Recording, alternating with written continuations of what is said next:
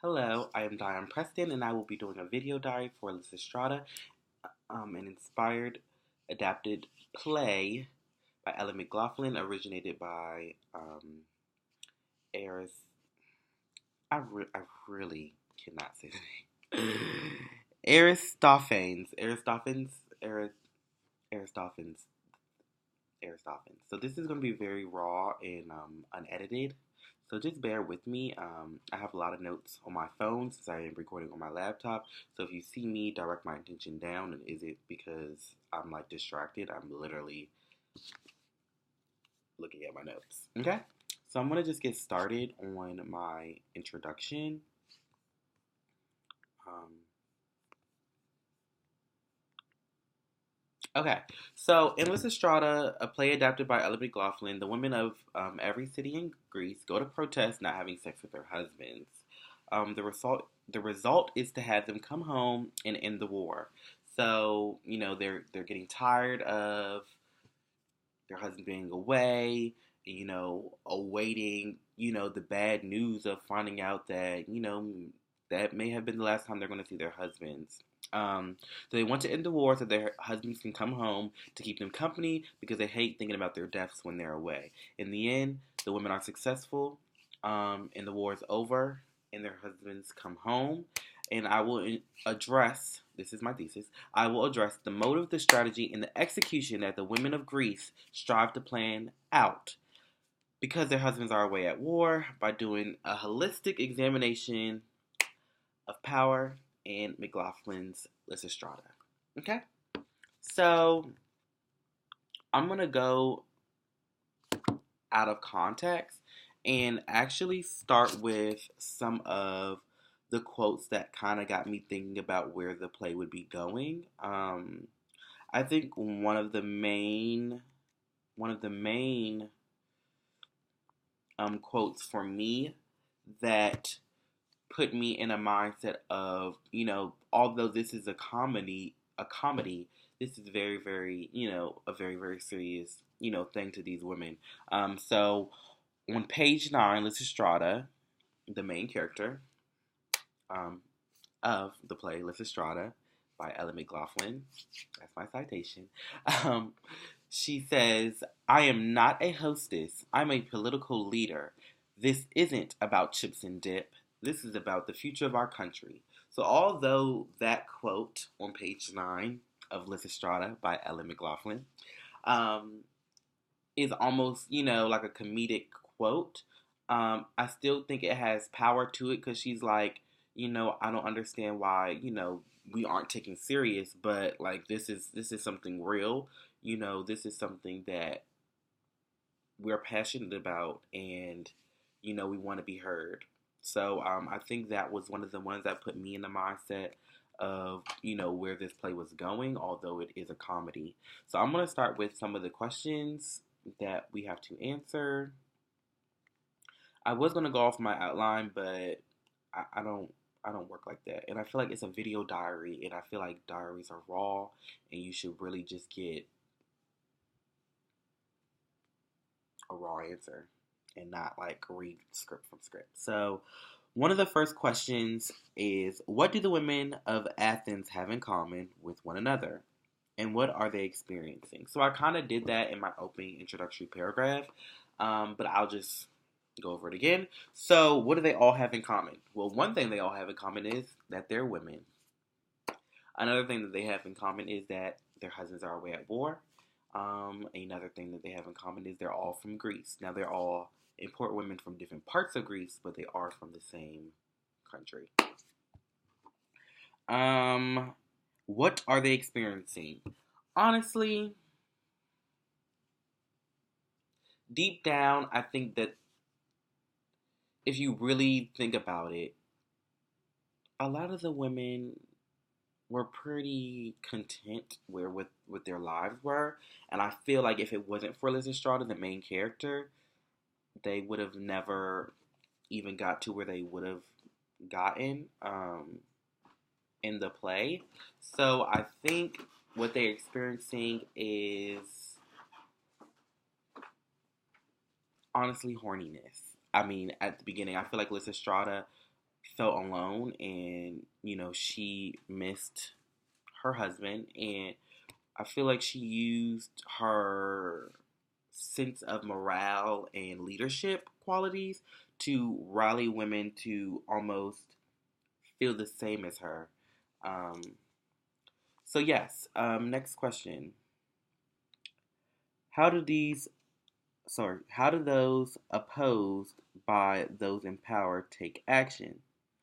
So I feel like you have to, strive to find weak points. And I think that's why on page 12, the quote used, I would even give up sex from Lysistrata, um, adapted by Elliot McLaughlin, really had a good effect um, on the play because, you know, they knew that they could stop their husbands from killing each other if they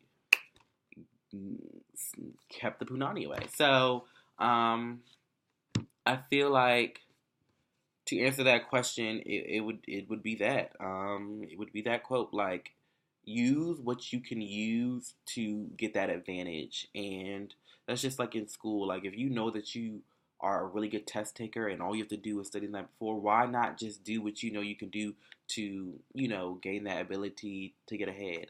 So I'm gonna go over my last two quotes and wrap it up. So the last two quotes that really stood out to me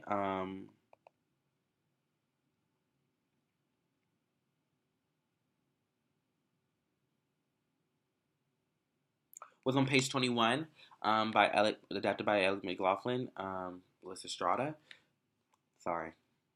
The quote is by the magistrate, I cannot believe I'm even bothering to discuss this with you. You know nothing of politics. You all you have all this sanctimony of the ignorant. You dare to stand on your hind legs and scold me about how I conduct affairs of state. It's preposterous. This is a national emergency. There is more at stake than your maudlin little soap opera.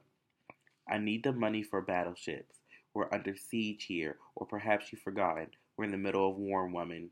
Stand aside and behave yourself. By the magistrate in the play Lysistrata, adapted by Ellen McLaughlin, page 21. Okay, so if you hear what I said at the end, behave yourself. That was such a big part of this play because it shows you that men of that time, although, I do feel like they loved their wives and they had consideration that women were humans, there was no respect. There was no respect. Behave yourself? Like, where did that come from? Behave yourself. So, if you are confused about where that quote came from, basically Lysistrata has the keys to the vault, and the magistrate wants money so he could continue funding the war. So that was one of the quotes, my third quote actually, one of the quotes that actually stood out to me, and I feel like definitely changed the tempo of the play because it almost proved everything that happened in the beginning, like why they're rallying them up, why this is such an important thing that's going on. Like, although, like I said, this is a comedy, like this is something very serious that was happening at that time, and women weren't respected. And what? They knew how to get their power back. By what? Giving up sex. So I'll go over my last quote. This one is from Lysistrata in response to the magistrate on page 22 of the play Lysistrata, adapted by Alec McLaughlin. Okay. She says, yeah, see, that's your favorite tune. I've heard it all my life. Shut up and don't ask questions. We're trying to win a war here. Every woman has had to bite her tongue 1,000 times when men come home from a long day of gassing about when but never whether to to attack some hapless new enemy or other. When we ask if such unchecked aggression is wise, we are told, now is it not the time? It's never the time to listen to any voice other than your own. Until now, you'll have to listen to us because it turns out we do have something you want. It simply never occurred to us that we had a choice as to whether to let you have it, but we do, and we refuse to bring any more children into the world to be fodder of your wars.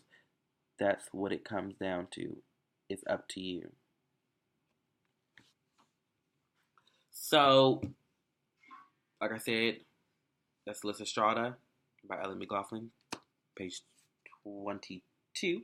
Um, that quote stands out to me the most because it's finally a chance, other than, them basically breaking it down that we're not having sex anymore, men, that she stood up for everyone. Like, so behind closed doors, behind her being around the other women, she still has confidence to say that, like, you guys are doing nothing. You're not benefiting anybody. If anything, you're taking away from, what's going on.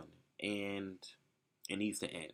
So that is my conclusion of my first video diary. I hope you like it. I am Dion Preston, and this was my first video diary for the play Lysistrata, adapted by Ellen McLaughlin, originated and inspired by Arrow Fiends.